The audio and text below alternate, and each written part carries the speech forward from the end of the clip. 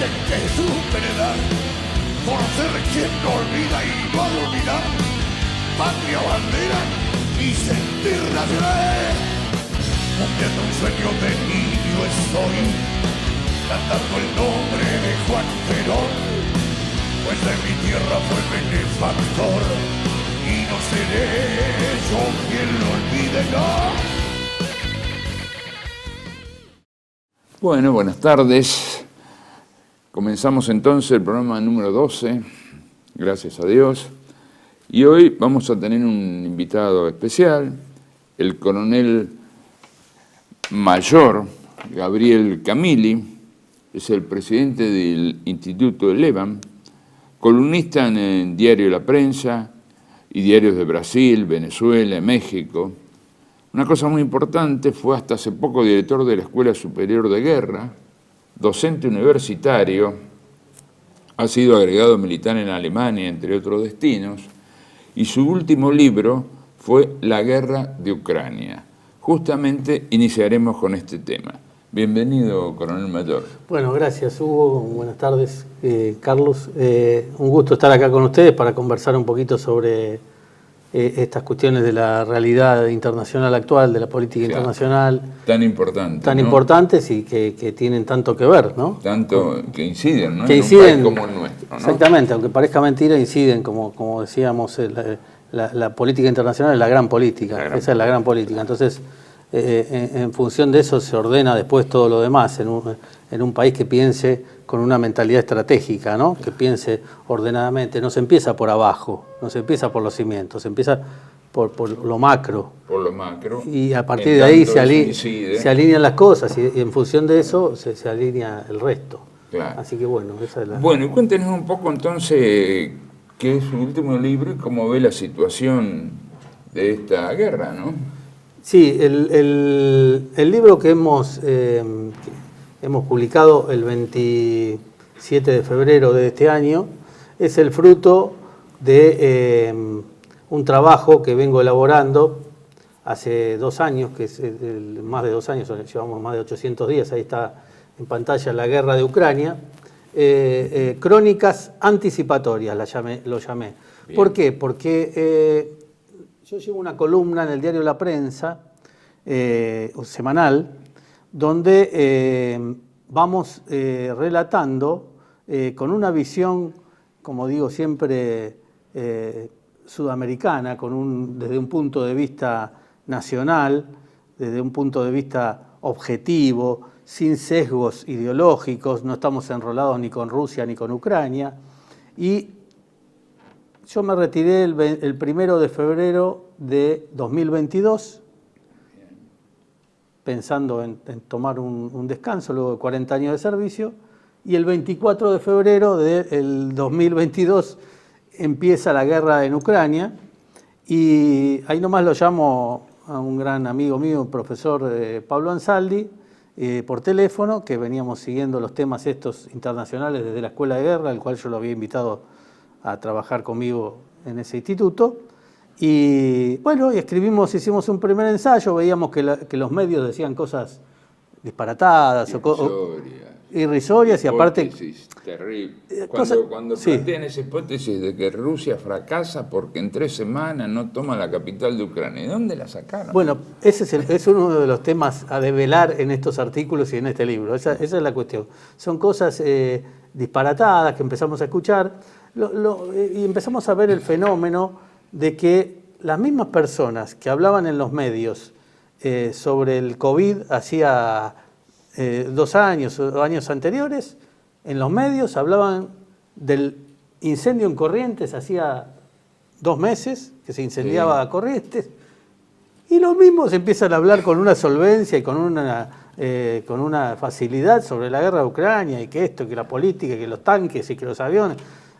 Por lo menos después de 40 años de servicio, siendo profesor de la Escuela de Guerra Conjunta 3 años y decano de la Facultad Militar Conjunta, me parece que algo puedo decir, un poquito más coherente que esto, sin soberbia, ¿no? Con tranquilidad. Entonces salió ese primer artículo, tuvo muy buena repercusión, y a partir de ahí a medida que iban avanzando estas noticias disparatadas, como Hugo decía recién, me fue obligando semana a semana a escribir en la prensa. También elegí un medio serio, no podía elegir cualquier medio, porque hay medios atlantistas, hay medios que tienen ideologías, sesgados, absolutamente... Algunos demasiado. Algunos demasiado sesgados, que después no sé cómo van a hacer para desmentir las cosas, ¿no? Porque las cosas han llegado a un punto que ya no son difíciles de desmentir. Entonces, sí. Un exitismo innecesario, digamos, siempre teniendo mucha lástima por el pueblo ucraniano, que es el que está sufriendo, ¿no? Entonces, estas crónicas anticipatorias ya llevamos 800 y tantos días de guerra y las vengo siguiendo regularmente una vez por semana en el diario La Prensa. Así que todos los pueden seguir. El libro, recopila hasta los primeros días de febrero, que se cumplían los 2 años. Entonces decidimos sacar este libro. Como ven ahí en la tapa, yo pongo 2 cosacos, uno con la bandera rusa y uno con la bandera ucraniana, porque esto es una guerra entre hermanos, esto es una guerra entre 2 pueblos ortodoxos, cristianos, católicos, donde el atlantismo y el enemigo, sobre todo de orden angloamericano, claro, ha metido la cola, como en todos los conflictos, ha embarrado la cancha, los ha hecho pelear, ha logrado dividir a Rusia de Alemania. Miren, esta guerra tiene para hablar lo que ustedes quieran y de enseñanza. Lo importante es ver qué enseñanzas le sacamos para la Argentina. Bien, bien, bien. El motivo de la guerra, sí, ¿cuál sería? El motivo de la guerra, esto es una guerra, si nosotros lo miramos desde el punto de vista de Rusia, es una guerra de supervivencia. Rusia se ve amenazada. Ustedes tengan en cuenta que la OTAN, después de la caída del muro de Berlín, no ha cesado de avanzar. Rusia es un país grande, muy grande, es el más grande del mundo, y hay que ponerse en la piel y entender, ¿no?, también que ellos han sufrido varias invasiones. Las más conocidas, que cualquiera que nos está escuchando va a aceptar conmigo, la napoleónica, ¿sí?, que ha llegado hasta las puertas de Moscú, en la batalla de Borodino. Napoleón casi obtiene la victoria, pero después se da cuenta que tenía sus canales logísticos y sus redes logísticas a mucha distancia, que entonces obliga esa retirada de Rusia que se ve en cuadros famosos, ¿no?, y históricos. Entonces, esa es una... Pero hay anteriores, hay más en la historia, ¿no? Yo no quiero abundar ahora. Y segundo, bueno, la invasión alemana en la Operación Barbarroja, que también llega a las puertas de Moscú, en Stalingrado, Leningrado, acuérdense toda esa línea impresionante. Sí. Entonces, una nación que tiene espacios geopolíticos vacíos muy grandes, exactamente, amenazas. En ese sentido yo veo un cierto paralelismo con la Argentina, una poca población relativa en función a la cantidad de espacio. Nosotros somos 47 millones de habitantes, ellos son 170, pero en un territorio mucho más grande, donde nosotros podemos ser un colador, ¿sí? Podemos ser penetrados por cualquier tipo de... Entonces esta sensación, Rusia la percibe de esta manera. Y obviamente... y la OTAN, desde la exactamente, caída del muro, y la OTAN no ha dejado de avanzar a instancias básicamente de los 2 grandes gestores, que son Gran Bretaña y Estados Unidos, que tienen como objetivo, o sea, a mi entender, tienen como objetivo ulterior impedir la unión económica y comercial con Alemania, un país al cual conozco porque, como usted recién bien mencionó, fui agregado de defensa ahí, y la inteligencia, la técnica, el modus de ser del pueblo alemán, sumado a las potencias naturales de esa gran Rusia, serían un eje muy difícil, que también a lo largo de la historia, esto no es un descubrimiento científico mío, saber un poquito de historia militar, también a lo largo de la historia siempre ha sido central y ha sido torpedeado. Cuando se está por producir, y el mejor la mejor imagen física de este torpedeo es el torpedeo del Nord Stream, que era el abastecimiento de gas económico, es sabotaje, digamos, totalmente ya casi develado públicamente, que han intervenido las potencias occidentales, directa, indirectamente, no importa el detalle ahora, pero esto es la imagen real y concreta de esa eliminación, de esa unión. Yo les digo una cosa, cuando yo me fui de Alemania en 2016, a principios de 2016, el gasoil costaba 0,80 centavos de euro. Hoy vaya a Alemania y pregunte cuánto sale el litro de gasoil. Arriba de los 2 euros, seguramente. Entonces, esto para la Argentina, a lo mejor para el que me está escuchando, no dimensiona que nosotros tenemos una mentalidad inflacionaria importante, pero para un alemán es una bomba atómica, digamos, es una cosa terrible. Terrible. No, recuerdo Hansen Reuter, que hace un tiempo estuvo acá, nos decía de que según fuera la relación entre Rusia y Alemania, era la política europea. Exactamente. El equilibrio de poderes. Claro. Y bueno, esto es viejo también. Si se acercaban, determinaban la política. Y si se alejaban también. Claro, Gran Bretaña quiere oficiar, debe ser el árbitro, según ellos. Claro. O sea, tienen el poder infuso de ser el árbitro. Entonces, y hacen todo lo posible. Por eso también, una cuestión muy interesante que yo destaco en el libro, es el tema de las negociaciones de paz de marzo del 22. En marzo del 22, Ucrania y Rusia iban a llegar a un alto el fuego con un acuerdo de paz, ¿sí? Marzo del 22, apenas un mes empezaba la guerra. Y ahí donde a mí también se me despierta el interés y empiezo a agudizar el ojo, aparece en la escena el peluca Boris Johnson, que se mete a impedir que el pueblo ucraniano acepte una negociación de paz. Esto muy parecido nos pasó en la Guerra de Malvinas.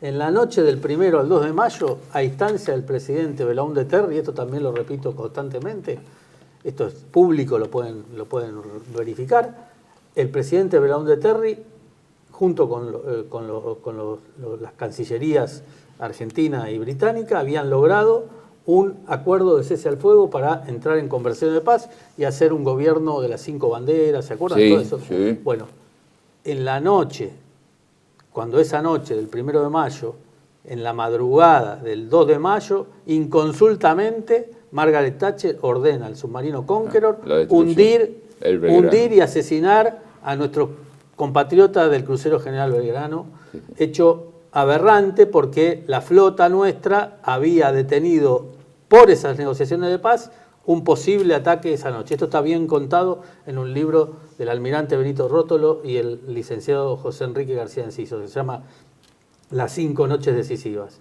Bueno, la misma metodología que usaron en la Argentina, que torpedearon un torpedo que eliminó la paz, bueno, apareció en esas negociaciones de paz del 22. ¿Por qué? Porque en los medios, que son los torpedos modernos, los medios de comunicación, hacen aparecer una supuesta masacre en Bucha, con lo cual inhabilitaba una masacre rusa indiscriminada, que después se probó que no era verdad, pero bueno, usted lo instala y con eso imposibilita cualquier capacidad de negociación, porque usted no va a negociar con una persona que comete crímenes de guerra. Seguramente. Entonces esa es la técnica británica. Perfecto. Ahora hay notables paralelismos, que usted los ha referido recién, los vacíos anecuménicos que tiene Rusia con los que tiene la Argentina, las situaciones que se torpedean desde afuera, pero siempre el actor común detrás de todos estos hechos es Gran Bretaña y su avesada diplomacia, su dominio de las técnicas de poder, de los factores de poder, y sobre todo, así como se critica, también debe admitirse para corregir los propios errores, ¿no? Una concepción geopolítica que tienen de dominio, o al menos de proyección de su poder nacional, los británicos, aunque devaluados con respecto a la superpotencia como Estados Unidos.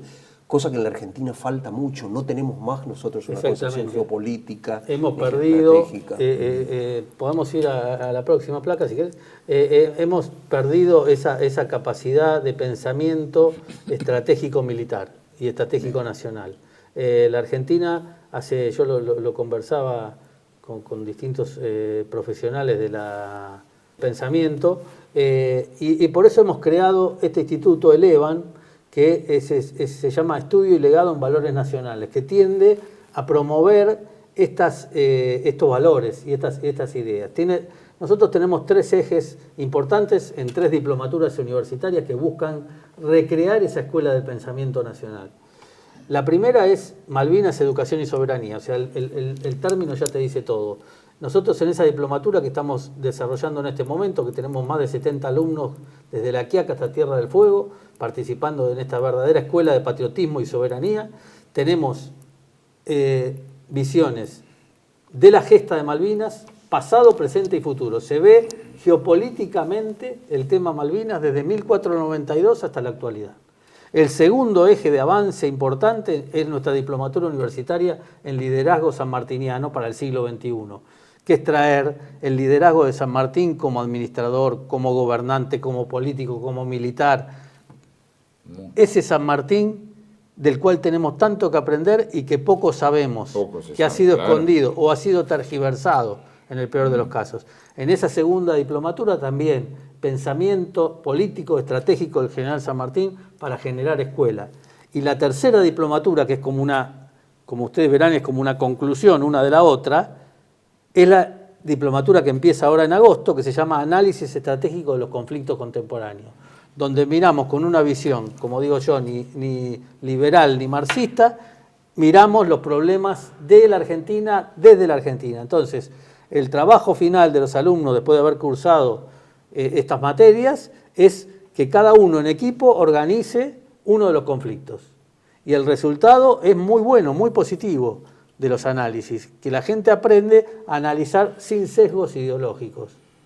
Así que adelante, por favor. Y también damos cursos importantes. Ahora estamos lanzando uno que se llama Figuras Ejemplares de la Historia Hispanoamericana, donde vamos a hablar de 4 personas que están en la línea, que son el brigadier general Artigas, que es otro gran hombre que hay que estudiar geopolíticamente, qué quería Artigas y por qué ha sido escondido debajo de la alfombra. ¿Sí? Tenemos a Santa Cruz del Perú, tenemos al general Manuel Belgrano, otro gran pensador de la Argentina, y por último a un gran gobernante de México que era el general Iturbide.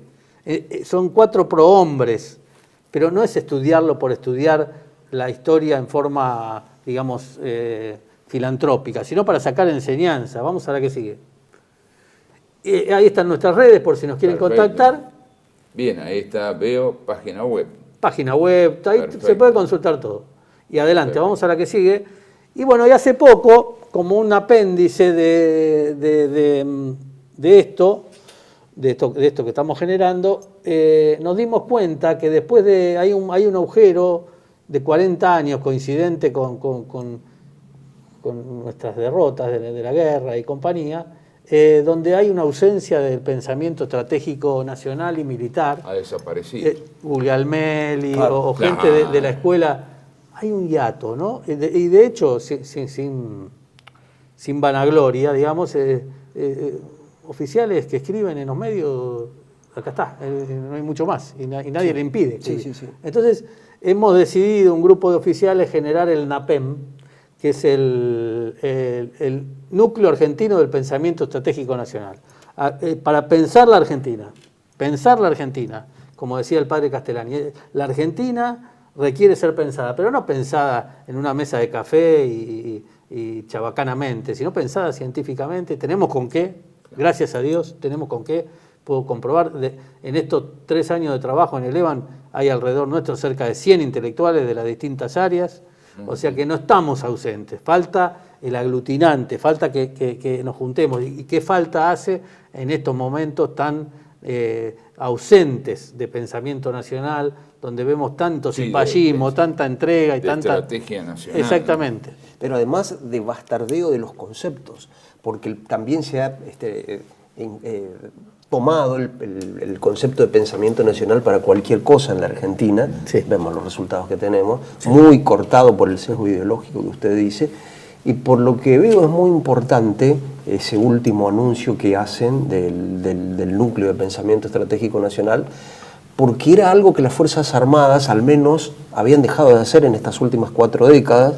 Históricamente las Fuerzas Armadas Argentinas, sobre todo el Ejército, ha sido un reservorio importante de pensamiento estratégico. A lo largo de las distintas etapas de la historia, siempre se destacó la intelectualidad de las Fuerzas Armadas por pensar estratégicamente. ¿No? Por Es así, Carlos. Tristemente se ha dejado de escribir, digamos, los oficiales no escriben, no vuelcan su pensamiento. La verdad que sería bueno que más personas con la cantidad de años de servicio y de estudio que uno tiene pudiesen aportar al pensamiento nacional.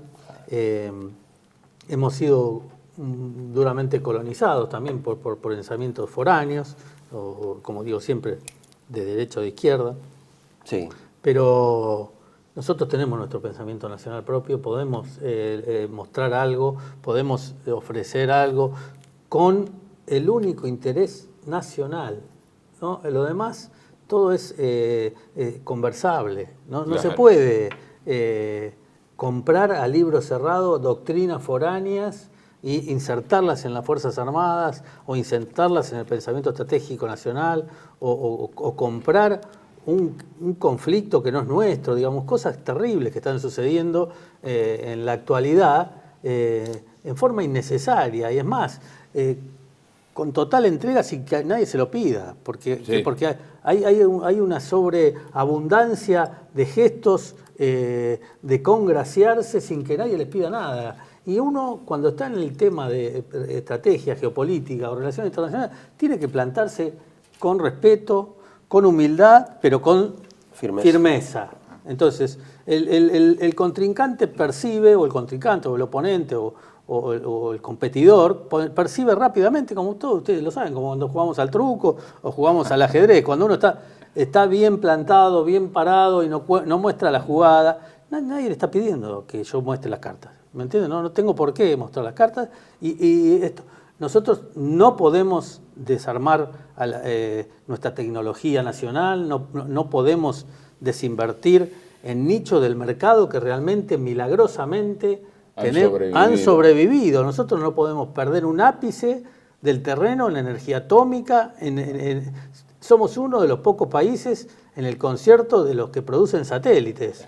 Con humildad, con sencillez, con esfuerzo, pero hay 12, 15 países que producen satélites en el mundo. Entonces, por una cuestión economicista o una cuestión de caja, nosotros no podemos dejar este punto. No podemos dejar nuestra política antártica, no podemos vender nuestra soberanía, no podemos dejar nuestra política energética. O sea, hay cosas claras que no se pueden dejar de lado y no son negociables, y a la que nos vamos a oponer firmemente ante cualquier discurso que vaya en dirección contraria. Respecto de la política antártica, era uno de los puntos que tenía anotado para preguntarle cómo lo ve, cómo es la situación actual, qué nos puede decir. ¿Qué es esto de, Inglaterra con sus pistas, lo que se pretende hacer en Tierra del Fuego? Sí, estuve muy interesado en esto, casualmente con el profesor Ansaldi hemos ido en una visita oficial de la Escuela de Guerra a la Universidad de Tierra del Fuego en el año 2019 o 20, no tengo presente, en el 20. En el 2020 hemos viajado y nos hemos reunido con todas las fuerzas vivas de Tierra del Fuego, le hemos explicado nuestra preocupación estratégica. Ushuaia, como política de Estado, debe ser la puerta de entrada para la Antártida, para cualquier... más allá de la negociación que termine como terminase en el 2047, cuando haya que renegociar el Tratado Antártico, la Argentina tiene una potencialidad única con respecto a los dos competidores, que son Punta Arenas y las Islas Malvinas, en manos de la usurpación ilegal británica. Ambas dos aspiran, y nosotros tres, aspiran a ser la puerta de entrada a la Antártida. La puerta de entrada natural de la Antártida es Ushuaia, porque ofrece muchas más ventajas que las otras dos, que no las voy a decir ahora para no develar información al enemigo, pero nosotros tenemos por lo pronto una ciudad importantísima, una ciudad hecha y derecha, Sí. no un pueblito, con todo lo que ello significa y donde se puede abastecer logísticamente a cualquiera de las personas que tengan ahí. Le voy a decir un dato mínimo. Cualquier persona en la Antártida, general en la Antártida, que tenga un problema médico, qué mejor lugar que para atenderse que Ushuaia. O sea, le estoy ofreciendo un negocio, digamos, si quieren mirarlo desde ese punto de vista. Sí. Un centro de alta complejidad donde se puedan atender todas las personas que trabajen en la Antártida, sean de Noruega, de Japón, o de Chile o de la Argentina. Entonces, una sola cosa voy a decir, por eso solo, porque hay muchas cosas más que nosotros las tenemos estudiadas.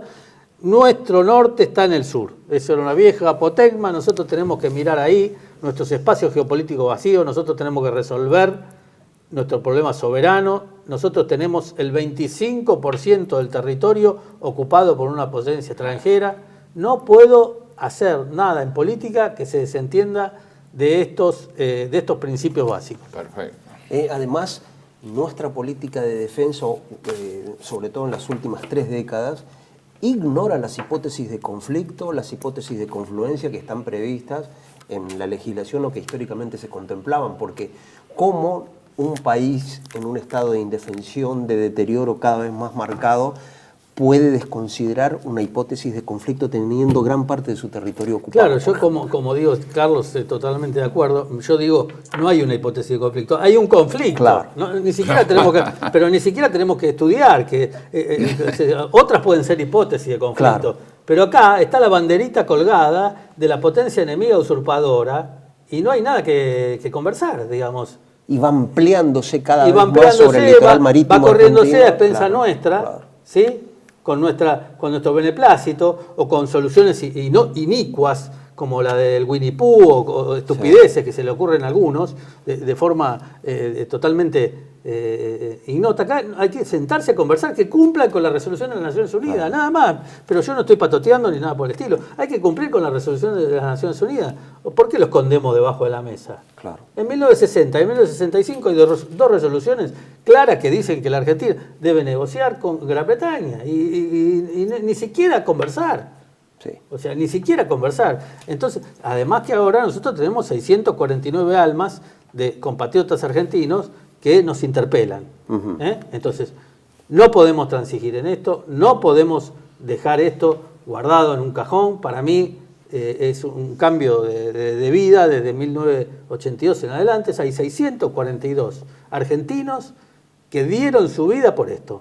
No nos podemos permitir ni esto de ceder en nuestras soberanías. Y paradójicamente esa fecha que para nosotros es tan cara, tan importante a nuestros sentimientos patrióticos, marca un poco también la degradación de la Argentina, pero a la vez es una de las pocas causas que unifica a todo el pueblo, ¿no? Donde no hay grietas. Es así, gracias a Dios es la causa que unifica a los argentinos. Esto es total y tenemos que, en el buen sentido de la palabra, usarlo. Y no solamente a la Argentina.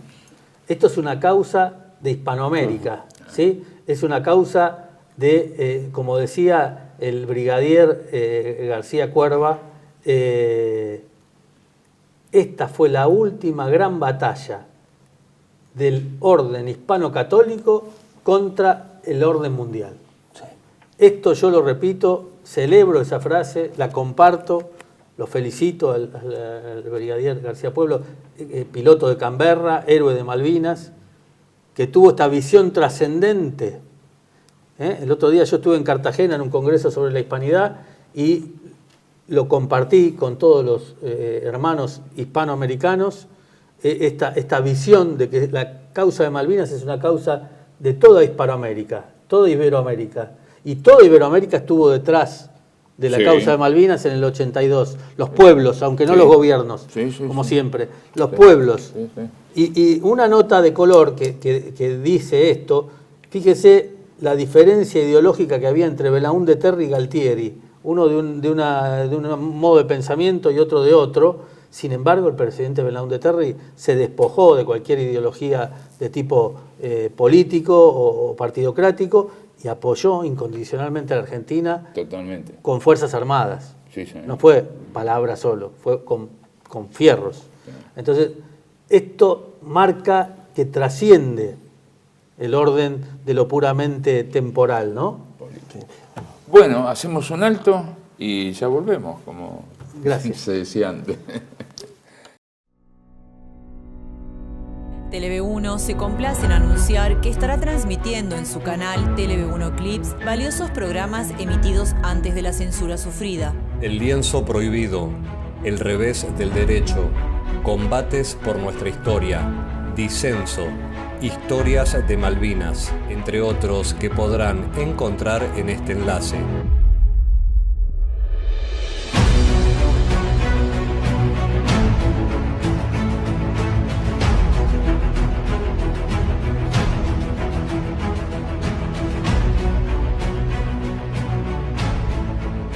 Agradecemos su aprovechamiento y difusión.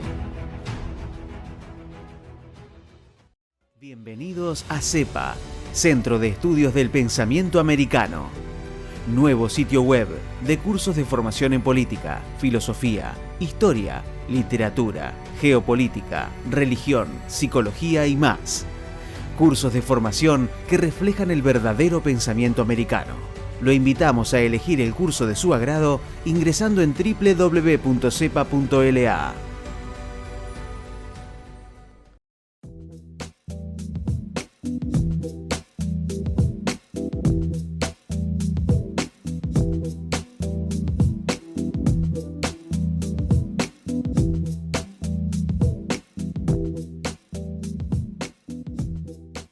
Decir siempre la verdad primero tiene un precio.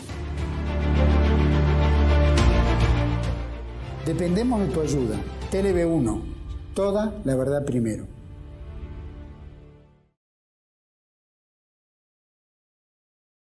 Bueno, continuamos. Y yo diría de volver a la situación internacional, sobre todo al conflicto Ucrania-Rusia. ¿Cómo ve usted hoy el presente de ese conflicto? Bueno, a lo largo de estos años estuvimos investigando, estuvimos siguiendo. Me parece que sería pertinente que hoy les cuente cómo estamos ahora, ¿no? en la situación. Bueno, vamos a mostrar ahí como... La verdad que este dibujo esta foto trata de mostrar ahí, esos hombrecitos son todos los aliados, la Alianza Atlantista, la OTAN, la Unión Europea, Canadá, que abren una puerta, ¿no? Están abriendo una puerta y detrás, que la puerta es de Rusia, ¿no? Y detrás de Rusia está las banderitas que se ven ahí escondidas, esa alianza entre China, Irán y Corea, que es una alianza ya solapada, ¿no? Digamos, estamos viviendo una situación. Y por otro lado, esos boxeadores que están peleando representan aparentemente los que están peleando directo, que se están dando mano a mano, el que recibe los puños, son Ucrania y Rusia. Bueno, siempre, como dije, Ucrania absolutamente apoyada en todo sentido por la Alianza Atlantista y representada ahí por Gran Bretaña. Entonces, la guerra hoy se da en ese sentido. Es la OTAN contra Rusia y del otro lado la alianza que hemos visto. Vamos a la siguiente. Bueno, es una guerra larga y restricta, le llamo yo, en el sentido de que ya llevamos, es una guerra larga, porque una cosa es una guerra corta, otra guerra larga. La guerra larga tiene otras implicancias. Esta implicancia de la guerra larga vemos el otro día cuando hubo un cambio de ministro de Defensa, ¿sí? el ministro en Rusia, el ministro Shoigu pasó, después de 12 años en el Ministerio de Defensa, pasó al Consejo de Seguridad, no como dicen acá en la Argentina, degradado, qué sé yo, toda información totalmente falsa, digamos, pasó al Consejo de Seguridad y el comandante en jefe o el presidente de la República de la Federación Rusa coloca a un economista, un técnico, como ministro de Defensa. Esto nos está dando un mensaje estratégico. Quiere decir, bueno, yo estoy preparando el país para soportar una guerra larga, a largo plazo, tengo que prever las consecuencias económicas y todo. Logísticas. Entonces, vamos a lo que sigue, por favor. Después el otro tema pendiente acá es, no solo es traidor a la verdad quien dice lo falso en vez de lo verdadero, sino quien no dice libremente la verdad que conviene sea proclamada, o no defiende libremente la verdad que reclama defensa. Esto lo decía San Bernardo de Claraval y tiene alusión a todo lo que pasa en esta la que yo llamo la niebla de la guerra 2.0. La niebla de la guerra que todo lo confunde, lo oculta, claro. como decía Clausewitz, esa niebla de la guerra que le impedía al comandante ver ese combate, porque en la época que habla Clausewitz era la época de la pólvora, de los caballos, el galope generaba un humo ahí que no permitía que nadie vea. Bueno, yo los traspolo y la prensa actual es la que impide esta Es la que produce visión, esa, produce esa niebla de la guerra. Vamos a Matías a ver qué sigue. Adelante, sigamos. Hay demasiadas analogías inexactas con la Segunda Guerra Mundial, digamos, presentar simplista, estos son los errores más comunes que se ven, presentar que Putin es Adolfo Hitler o que Zelensky es Winston Churchill, ni una cosa ni la otra, no lo es, ni siquiera un escenario de la Segunda Guerra Mundial es posible. La Segunda Guerra Mundial terminó con la bomba nuclear, las bombas nucleares de Hiroshima y Nagasaki.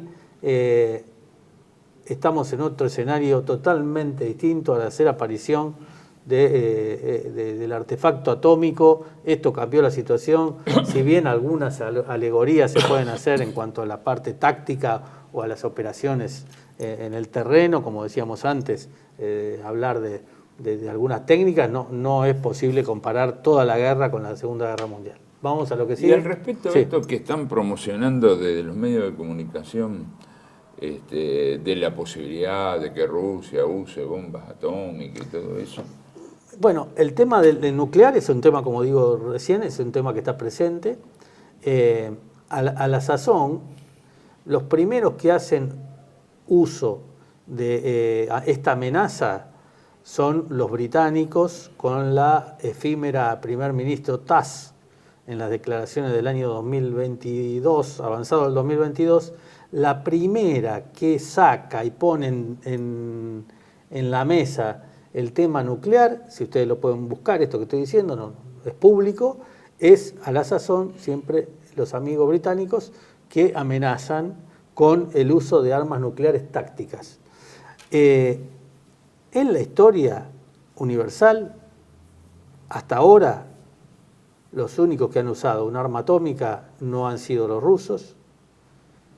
Sabemos quiénes han sido, contra dos poblaciones civiles católicas, ¿sí? Arrasadas. Entonces, es parte de la niebla de la guerra, Hugo. Estamos en parte de la niebla de la guerra. Nosotros recibimos información sesgada. Recibimos información sesgada. No tenemos la carta completa pintada. Recibimos información de lo que se llama yo llamo ese occidente opulento, conformado por Estados Unidos, sus aliados, Europa, Occidente, Japón, Corea del Sur, Nueva Zelanda, Australia. Ese Occidente vende un producto. Vende un producto y vende un discurso y un mensaje. Y todo el resto o compramos o en otros lugares, como hay otras ecumenes, como la de origen árabe o como la de origen chino, que son 1.000 millones, y la hindú, que son 1.300. Entonces, todas esas ecumenes también tienen su discurso, que acá no llega. Claro. Que acá no llega. Perfecto. Bien. Sigamos un poquito. Bueno, hay que rescatar en nuestros análisis y hay que leer a Clausewitz, ¿no? Entonces, si vamos a hablar de la estrategia nacional, hay que ir a los pensadores clásicos, y si hay un clásico en el tema del estudio de la estrategia y de la guerra es Carl von Clausewitz. Entonces, muy citado, pero poco leído. Clausewitz es un autor que yo pude interiorizarme más, había leído algo en la escuela de guerra, como podía cuando era alumno, y después cuando voy destinado a la República Federal de Alemania, me empiezo a introducir un poquito más en Clausewitz, buscar información y bueno, y empiezo a investigar, y cuando llego a la Escuela de Guerra como director trato de imponerlo como un tema de estudio. Digamos, es un tema importante, es complejo Clausewitz, pero es vital entenderlo y tiene una actualidad, no con el tema de los cuentos de la guerra de Napoleón, sino mirándolo profundamente, como le pensamiento estoy diciendo estratégico, esto de la de niebla, poder exactamente, ver materializar. más allá de la niebla. Conceptos, Claro. estudiar los conceptos. Y nadie ha tratado más profundamente esto. Después ha habido comentaristas, y qué sé yo. Así que si querés seguimos adelante. Bueno, dale. Bueno, esto al principio de la guerra, Lavrov, el ministro de Relaciones Exteriores de Rusia, dice esto: la situación actual es histórica. Hay una batalla, ¿cómo será el nuevo orden mundial? Sigamos la que sigue también. Perfecto. Pero no es él solo. Por el otro lado, Sí. Anthony Blinken, del otro lado, dice lo mismo. O sea, nos están declarando las dos partes que acá estamos yendo de un mundo unipolar, donde después de la caída del muro de Berlín, donde había un imperio de casi 20 años del eje anglo-norteamericano, ¿sí? Gobernando los destinos de los países, imponiendo gobiernos, sacando gobiernos. Bueno, acá ahora se está debatiendo por la bipolaridad o la multipolaridad. Usted me pregunta cómo va a terminar, no lo sé, está en desarrollo.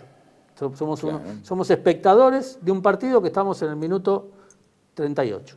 ¿Sí? Estamos en un minuto 38, usted me pregunta cómo va a terminar. Bueno, yo puedo aventurar, como veo jugando, ¿sí? Usted se sienta en el Monumental y empieza a ver y dice, listo, yo veo que va por acá la cosa, puede ganar. Pero bueno, puede aparecer un penal, lo que está en juego estamos ahora, estamos en eso, está la pelota ¿Cuál será rodando. el orden mundial de los próximos 50 años?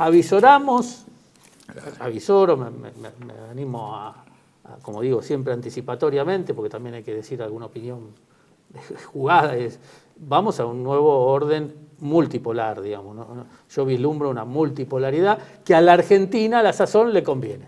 ¿Está bien? Yo ahora me pongo la camiseta y el interés nacional. Entonces a la Argentina le conviene. Nosotros estuvimos y estamos debajo de la égida de un hegemón, ¿sí? Que este juego de poderes, si uno es inteligente, si uno es hábil y tiene estrategas y no payasos, ¿sí? Puede jugar adecuadamente. O sea, hay condiciones favorables que la Argentina puede aprovechar en estas circunstancias. Seguramente, pero si usted tiene un nulo gobernando o una serie de nulos, no van a conseguir nada. Claro. Digamos, 0 más 0 es 0. ¿No? Sí. Ahí pasa también la clave, digamos, el gran desafío que tiene la Argentina, no solamente a nivel de su dirigencia, sino también a los sectores que interpelan, los sectores influyentes de la sociedad, determinar la prevalencia del interés nacional por sobre las influencias ideológicas, ¿no? Totalmente. Puede ser, Tenemos que despojarnos de eso. Sí. Vamos por la unidad argentina, por ese camino, ¿no? El interés nacional es lo que prima. La soberanía, concepto de soberanía, concepto de autodeterminación. Esos son como ejes o como la prueba de la división cuando éramos estudiantes. Bueno, si usted entra dentro del eje soberanía, autodeterminación, vamos para adelante. ¿Me entienden? No vayamos a chiquitaje. Ahora, todo lo que atente contra la soberanía y la autodeterminación de la Argentina no es sano para la Argentina. De acuerdo. Es un razonamiento Muy simple, claro. simple, Sí, sencillo. sí. Son reglas básicas que yo digo que las puede aplicar cualquiera. La deuda externa que veíamos el otro día, esa deuda externa, ¿atenta contra la soberanía? Pregunta número 1. No hay ninguna duda, se autocontesta. Sí. ¿Atenta contra nuestra autodeterminación? Totalmente. Sí, nosotros somos dependientes. ¿Sí? Si usted está endeudado conmigo, usted es dependiente de mí. Usted no, ¿por qué se va a tomar ese vaso de coca si me debe a mí tanta plata? Sí, no hay libertad posible, no hay vida digna posible, no hay soberanía, no hay... Y derrama en el bienestar del pueblo. Por eso, y no hay derrama libertad. en la gente. Entonces, estamos condicionados a poderes internacionales, supranacionales, que están en esta guerra, están en juego y están a la luz. Si quieren... Bueno, la otra cosa que escudriñamos en este libro y en nuestros artículos, que la guerra clásicamente era primero el ejército, el hombre contra el hombre, el palo, la flecha, la infantería, ¿sí? La infantería, la caballería, después el lanzamiento. Bueno, eso fue la guerra inicial, el dominio marítimo también casi paralelo, ¿no? Junto en el mar el hombre usó la guerra naval y terrestre, por años, por siglos, por años y por siglos, fueron los dos dominios clásicos, el que está en verde y el que está en azul. Sí. Después, más o menos, después de la era napoleónica, podemos claro. decir, después de la era napoleónica empieza a aparecer el dominio aéreo. Napoleón, raro que no vio el tema del globo aerostático, ya estaba y no lo vio de todo claro, digo, pero bueno, ya empieza a aparecer el dominio aéreo, eso es un tema técnico de la Fuerza Aérea. Sí. Empieza a aparecer el dominio aéreo con una gran preponderancia, con la doctrina Dowett y todo eso. En la Primera, Segunda Guerra Mundial tiene su desarrollo explosivo. Bueno, la Guerra de Malvinas fue determinante, la guerra aérea. Y empieza a aparecer en esos años ya el dominio del espacio. Acuérdense que teníamos satélites, en ese momento del 82 solamente 2 potencias tenían satélites. Los satélites norteamericanos que ayudaban a Gran Bretaña espiaban a la flota nuestra, espiaban nuestras posiciones defensivas, le marcaban los blancos a los británicos, esto no hay que olvidarse, Claro. Le marcaban los blancos y ya aparece el dominio del espacio que está arriba de los 100 kilómetros de altura, hoy está en juego, y después aparece allá por la década del 2000 con un ataque de Stuxnet, un virus a una central atómica iraní. Empieza a aparecer lo que se llama el dominio ciber o la ciberguerra, el ciberespacio. Bueno, hoy en la guerra de Ucrania está todo esto, en ese esquema, todo juntito adelante. Está todo junto y se le agrega Lo cognitivo. el dominio cognitivo por la mente, que es este tema Sí, que a mí me tiene ocupado, que es el tema de la batalla sobre la mente de la gente, que es a través de las redes, del diario, de las fake news y toda una técnica. Bueno, esto es lo que se desarrolla en estos ejes. Clausewitz, el multidominio, la estrategia, es lo que yo desarrollo semana a semana en la prensa y trato de marcar un camino hacia dónde hay que ir. Vamos a la siguiente, por favor. Bueno, y la guerra, además, esto es lo que tenemos que entender, se mueve en 4 niveles. Además de todo esto que dije, hay 4 niveles. La estrategia nacional, donde está la política nacional, que es el poder nacional, el que coordina todos los otros estrategias sectoriales. Entonces, la estrategia nacional coordina la estrategia económica, la estrategia militar, la estrategia diplomática, la estrategia educativa. O sea, hay un gran director de orquesta que es el estratega nacional y después la estrategia militar. En este caso estamos viendo en la guerra el estratega militar.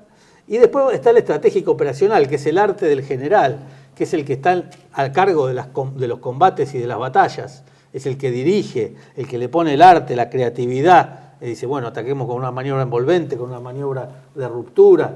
¿Me entiendes? Todo eso es y después está el nivel táctico, que es el nivel de las realidades, donde el tanque se enfrenta al pozo, a la mina, al dron. Entonces, estos son los niveles que estamos viendo. Bueno, para ver la guerra... Bueno, la guerra tuvo todas estas etapas, llegamos hasta la actitud ofensiva rusa, que empieza después de la gran anunciada y fracasada contraofensiva ucraniana. Vamos adelante. Ahí está. Y a partir de ahí, Ucrania pasa a la actitud defensiva. Desde que fracasa su gran ofensiva ucraniana tan mentada y que iba a ser arrolladora y que iban a tirar a los rusos para atrás. Y Rusia lo frena totalmente. Exactamente, con los Abrams, etcétera. Y entonces ahora estamos en esa etapa 8, que es una etapa ofensiva, adelante, donde está Rusia en esta situación. Estamos en una clara actitud ofensiva, donde Rusia está preparando, a mi entender, esto estoy apoyado en un pensador austríaco, que es el coronel Reisner, que escribe muy objetivamente, a pesar de vivir en esa Europa que yo hablo, tiene la grandeza de la objetividad, está marcando claramente lo que yo coincido, donde hay una actitud operacional ofensiva de Rusia contra una actitud claramente defensiva por ausencia de hombres, por ausencia de medios, por ausencia de munición, por desgaste de Ucrania. Estamos en esta situación. Salvo en Crimea, ¿no? Por lo que veo ahí. En Crimea hay intentos de acciones ofensivas, ¿no? Ese es el cuadro que él presenta. Hay un intento de acciones ofensivas a través de drones, a través de proyectiles De que están en alcance. De ataque sobre el mar. Exactamente. Sí. Pero no llegan, ahora le explico por qué. Sigamos la que sigue. Bueno, vamos entonces a ver con una placa solamente cada uno de los niveles. A nivel estratégico, ¿qué estamos combatiendo ahora? Ahora estamos viendo cómo Rusia sistemáticamente ataca todos los puntos estratégicos de Ucrania, Sí. su infraestructura crítica, lo que se llama la infraestructura crítica, con su gran potencial superior a la OTAN de misiles, drones, con esta Centros de generación de energía. Todo esto está en superioridad clara tecnológicamente Rusia en este momento. Y están siendo atacados, ¿por qué? Porque a mi entender, yo creo que Rusia está preparando una gran ofensiva de verano. Como ustedes saben, ahora se viene el verano, Sí. y estamos en una carrera contra el reloj. Estamos en lo que se puede decir un punto culminante, porque las armas, los 61.000 millones de dólares que fueron prometidos por Estados Unidos, no son automáticos, no se proyectan directamente sobre el campo de combate, y Rusia está avanzando en forma progresiva, lenta, pero preparando una gran ofensiva vamos a la que sigue, por el despliegue. Bueno, como verán ahí, en las distintas líneas tienen los distintos ataques, que esto fue el 11 de abril, sin prisa y sin pausa, todos los días se suceden este tipo de ataques.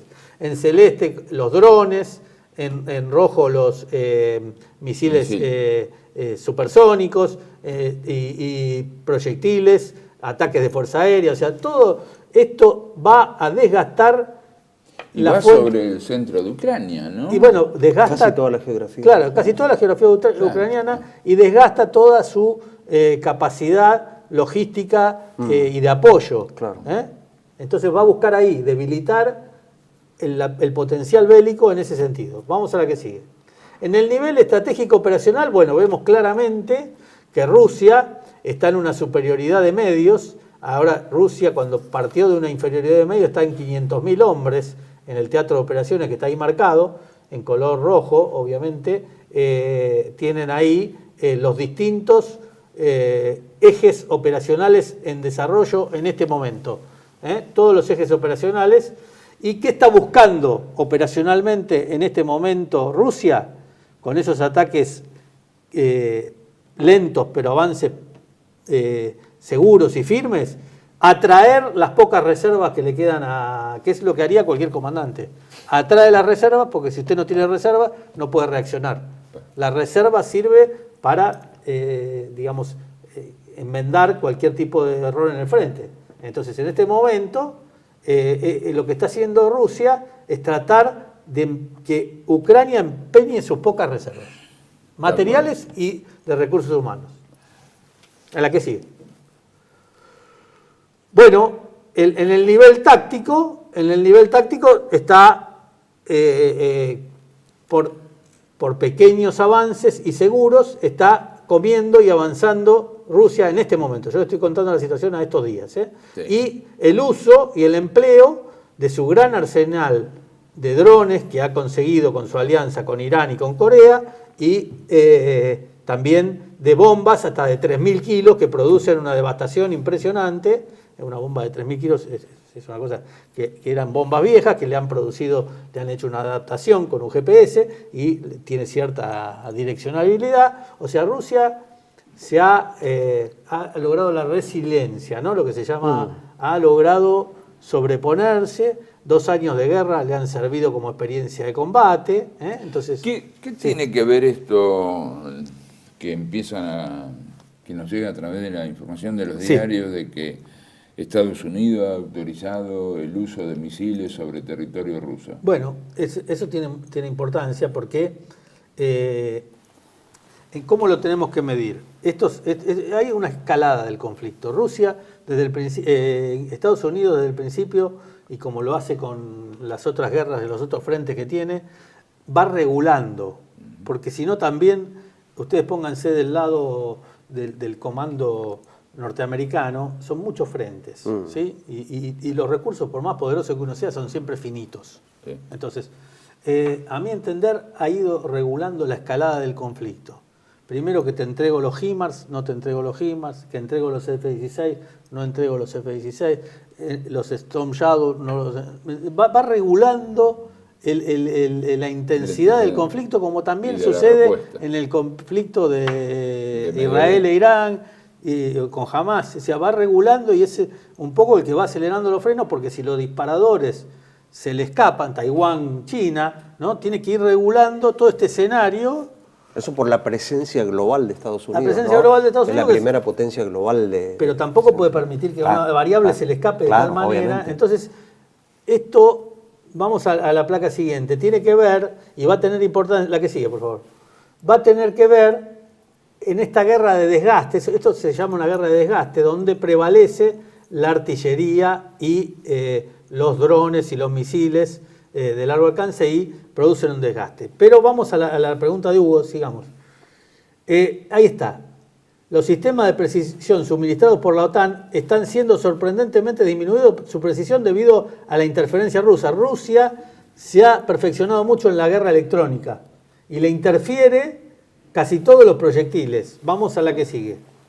Y ahí está, las fuerzas rusas se han expandido, estamos cerca de 510.000 hombres en el teatro, ahí tienen la cantidad, 510.000 soldados, 3.000 tanques, 7.000 vehículos de infantería, tenemos piezas de artillería, es una cosa impresionante. Y ahí tienen en Moscú la exposición del 9 de mayo del 24, la exposición de los trofeos de guerra obtenidos en el campo de combate, que están siendo expuestos pero no solamente es una exposición, detrás de esto está la inteligencia que hace explotación de la información para ser usada para las propias, para perfeccionar los propios sistemas. Porque esos dos vehículos blindados, el Leopard de origen alemán y el Abrams norteamericano, eran presentados como de avanzada, invencibles prácticamente. Exactamente. En su... Eso acabo de terminar en mi próximo artículo que sale el lunes, así que si tienen ganas, leanlo.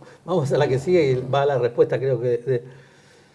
Ahí tienen la situación al día de hoy, que se ha abierto un frente en el norte, que es ese que acabo de ver. Esta información es, yo la sigo desde el Ministerio, yo sigo muchas fuentes, ¿no? Pero el Ministerio de Defensa francés es un poquito más objetivo que el inglés, donde si ustedes leen los puntos de todos los frentes, frente norte, frente noroeste, frente centro-este y frente sur, está claramente en una actitud ofensiva de avance de Rusia. Entonces, vamos a la que sigue. Ahí está. ¿Qué necesita? ¿Qué necesita? ¿Qué necesita Ucrania? Necesita todo, ¿sí? Necesita más infantería. ¿Qué tenemos en presencia ahí? La Rusia tiene más infantería, más tanques, tiene mayor poder de interferencia, ¿sí? Mayor artillería. Estas son las grandes ventajas de Rusia sobre... y con respecto no sé si está en la placa que sigue, pero quiero contestar la pregunta de Hugo, no evadirla, el tema de los ataques van a tener que ver, y usted los tiene que dimensionar, si afectan la ofensiva rusa. En la medida, porque hay muchos ataques que se producen hasta ahora en forma de sabotaje, como decía recién Carlos, o en forma de lo de Crimea, que citaste vos, por ejemplo, es el ataque al puente de Kerch. Todos estos hechos son importantes, son atentados, son sabotajes, son lo que yo llamo la guerra irregular, que está presente, la guerra de partisanos, que también está presente, y la toco en el libro, es esa guerra de guerrilla que uno hace, como lo hicieron los españoles contra los franceses en la península, o como lo hicieron los mismos rusos contra los alemanes en la Segunda Guerra Mundial. Bueno, esa guerra, pero por sí sola no gana la guerra. No. Lo mismo que estos bombardeos a larga distancia o estos ataques a larga distancia, por sí solo no gana la guerra. Nosotros vamos a ver si tienen un efecto, pueden tener un efecto destructivo, pero van a tener importancia en tanto y cuanto afecten el desarrollo de la operación, exactamente. Los grandes objetivos. Los grandes objetivos. ¿Sí? Entonces nosotros hundimos muchos barcos de Gran Bretaña, para tener un ejemplo claro, pero no logramos impedir el desembarco de San Carlos. ¿Está bien? Claro. Esos son hechos de la realidad. Sí, bueno, listo, Argentina sí, la verdad que... Pero bueno, fue tanta la fuerza arrolladora que no pudimos digamos, detener en San Carlos una flota entera bajando en San Carlos. Entonces, esto no sé si se entiende Sí, mi concepto para que la gente tenga una lectura clara de qué significan estos mensajes. También hay muchos mensajes, nosotros estamos jugando contra el tiempo, acuérdense. Estamos jugando a la elección, acá se ha convertido en una cosa existencial. Entonces me parece a mí, también haciendo prognosis, que alguno de los actores tiene que desaparecer del escenario para que se pueda dar una mesa de negociaciones. Hemos llegado a tal nivel de compromiso, uno ya desapareció del escenario, que fue el comandante en jefe de las fuerzas ucranianas, que fue Zaluzny, lo mandaron de premio de embajador a Londres. ¿Sí? Esto significa que salga alguien del escenario. Bueno, Zelensky es lo que se rumorea en Europa hoy, que es uno de los que... Bueno, por eso digo. Sí, sí. Entonces, si usted me apura, Putin lo veo yo saliendo del escenario y la verdad que no lo veo. Y si lo veo, y si pasa algo que yo no me imagino, la segunda línea, agárrense muchachos, porque es bastante más dura que Putin. más halcona que la otra. Entonces, de acuerdo a lo que yo veo, ¿no? Y acá y en algunos actores, ahora se va a producir un cambio de gobierno, es muy probable, que eso están jugando en los Estados Unidos, ahí sale otro actor, entra otro. Entonces sería el momento de acomodar las cargas para a ver si nos sentamos a charlar. ¿Sí? Claro. Digo yo, es una excusa, todo va a Ahí ser está. presentado. Todo va a ser presentado muy polite, muy lindo, Sí. pero esto estas son mis crónicas anticipatorias. Muy bien. Gracias. Bueno, excelente. ¿Queda alguna otra pregunta, Carlos? No, un poquito lo que decíamos hoy mientras estábamos en el interludio, ¿no? Argentina, ¿cómo le impacta la guerra de Ucrania el posicionamiento que fijó, ni siquiera es estratégico, pero digamos el posicionamiento que fijó hoy el gobierno argentino, gobierno de Para mí ¿cómo es meterse, como digo yo, en camisa de 11 varas. Comprar un conflicto gratuito. Comprar un conflicto gratuito. Hay que observar muy bien esto que está sucediendo, la presencia y el intercambio entre los presidentes es una cosa para tener en cuenta. Digamos, yo lo estoy observando, no quiero adelantar ningún pronóstico, pero lo observo con mucho detenimiento. Hay gente que lo está observando, no somos todos ciegos, tengan en cuenta eso. Hay un acercamiento excesivo y como siempre la Argentina tratando de estar en el lugar equivocado, ¿no? Entonces, lamentablemente, nada, es una señal de alarma. Pongo una luz amarilla en esto y reclamo la sensatez, y vuelvo a repetir, pongan todo bajo dos paraguas: la soberanía nacional y el interés nacional y la autodeterminación. Tanto en cuanto me limita o me constringe a si yo estoy en un lado o estoy en el otro. Entonces, la Antártida, las Islas Malvinas, ¿qué conseguimos a cambio de este alineamiento? ¿Conseguimos algo o no conseguimos nada? ¿O es gracias a su graciosa majestad que hacemos todo por simpatía? Tampoco soy iluso y me doy cuenta que es por simpatía. Acá siempre hay intereses Claro. detrás. Entonces, yo pongo luz amarilla, llamo la atención, hay gente que piensa, hay gente que lo está mirando, no somos todos rebaño, no vamos todos como corderito, entonces no quiero aventurarme, pero a buen entendedor, poca palabra. Perfecto. Muchísimas gracias, muy amable. Gracias a ustedes. Y cuando volveremos a mirar el programa con muchísima atención. Muchas gracias. Gracias. Un gusto estar con ustedes. Gracias. Con este resiste que Jesús heredar, por ser quien no olvida y no ha de olvidar, patria, bandera y sentir nacional. Cumpliendo un sueño de niño estoy, cantando el nombre de Juan Perón, pues de mi tierra fue benefactor, y no seré yo quien lo olvide, no.